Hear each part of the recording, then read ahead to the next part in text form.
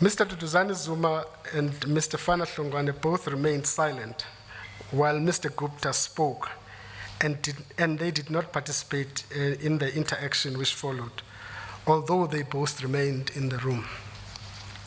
Mr. Gupta opened the conversation by stating that we know you, and that he had been told that I was being blackmailed by Mr. Hlongwane.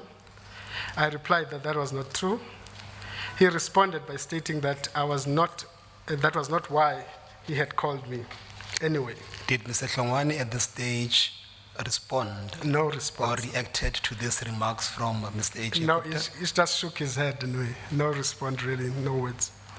He said that we have been gathering intelligence on you, including those closest to you, such as my friend Rastam Mohammed and my chief of staff, Nkosi Mboniswa. He described both as being poor and useless. He emphasized that they, which I understood to be the Gupta family, have the capability to gather such information, and that they had gathered a lot of information on me, which they could use against me. He said that as far as he was concerned, this meeting never happened, and that if I were one day to suggest that this meeting had occurred, they would destroy my political career. I understood him to be creating the impression that they had information on me that they would use to destroy my political career if I revealed that the meeting had taken place. Did you, at that stage, interact with him or say anything to him when he made those remarks? I listened. He was talking like a radio. Yes, proceed. Should I proceed, Mr. Yes, we proceed. Furthermore, Mr. Gupta said that they were well aware of my activities and that I was working with the ANC General Secretary, Mr. Gwede Mantashe, Treasurer General, Dr. Zweli Mkhize. He also said that these activities were not good for me and these were bad guys. He expressed the view that I was part of what he referred to as a thing within the ANC and government. I can only assume that this was suggesting that I formed part of a faction or a process intended to undermine the then President Zuma. And I must state in this regard that my relationship with President Zuma at the time was pretty good. I interjected and refuted his view and stated that I was nothing more or less than a part of ANC, and that my activities in the ANC and my work in government had nothing to do with anything other than the interest of the country. Had nothing to do with him? With him. Yes. I asked him directly what was the purpose of the meeting. Mr. Gupta said, the old man, referring to the president, seemed to like me and that they have called me to check me out. I quote that. And to see, I quote again, whether they can work, and I quote, whether you can work with us. He also said that the president was going to fire Mr. Nene because he could not work with them. I understood, again, this to be a reference to the Gupta family. Thank you. Mr. Gupta said that the old man, the president was going to fire Mr. Nene because he could not work with them, which I understood to refer a reference to the Gupta family.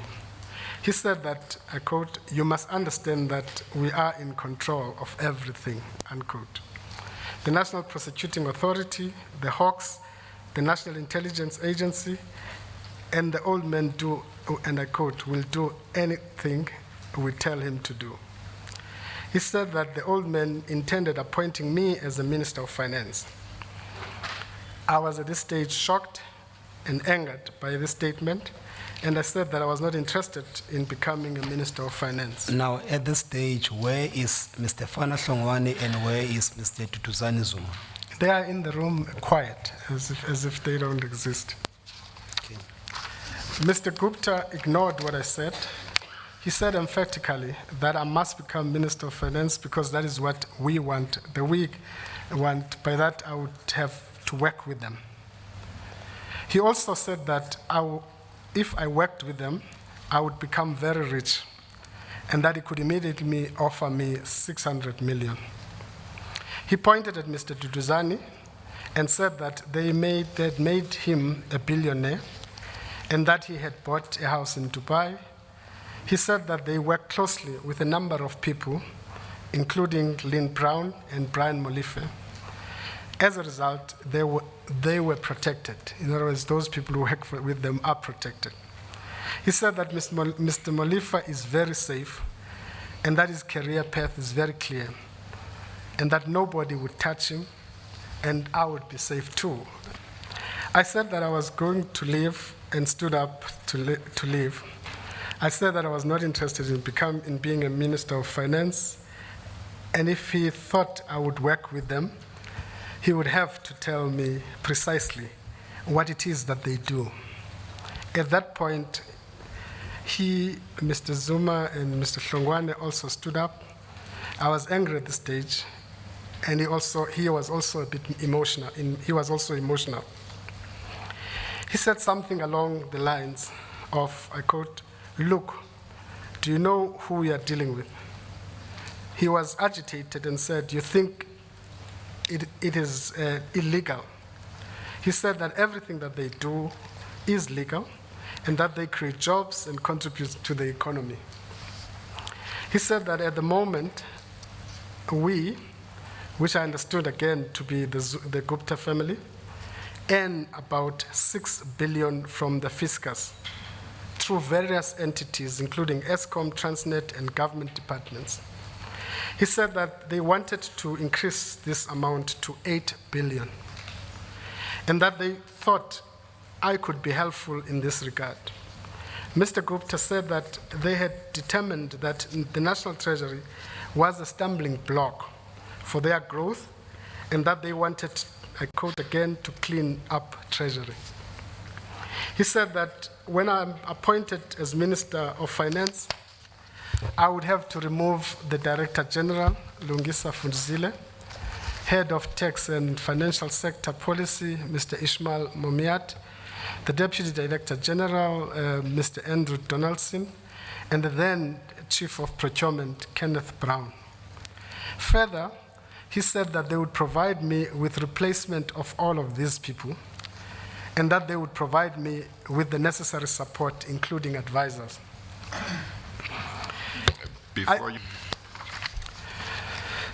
I said that I was under time pressure and again encouraged him to set out precisely what they do, suggesting that this would allow me to take an informed decision.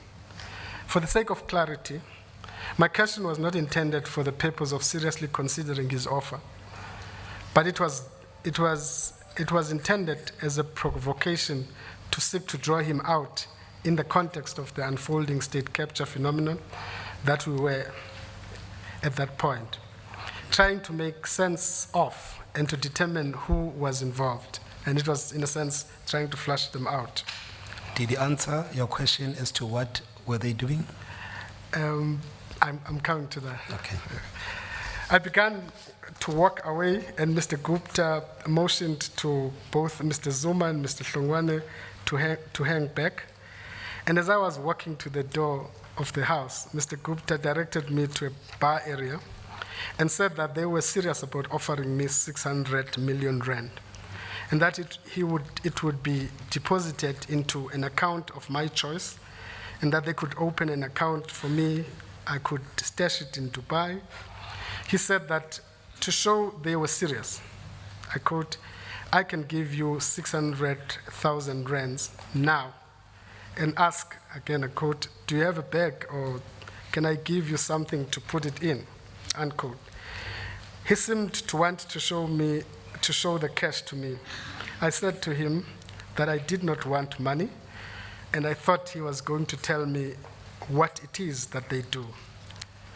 I said that I was in a rush to catch a plane, but I was returning from the Eastern Cape on Sunday, and he could provide me with a list, and he could provide me with a list of what they do on Tuesday of the following week. And then he told Duduzane to come back, to arrange that I come back the following Tuesday and that he should tell me to bring a bag. I asked Mr. Zuma to take me back to my car. Mr. Gupta said he wished to continue the meeting with Mr. Zuma, and another car would take me to the airport. At the end of the meeting, Mr. Gupta repeated that they had information on me, and if I suggested that the meeting had occurred, they would kill me.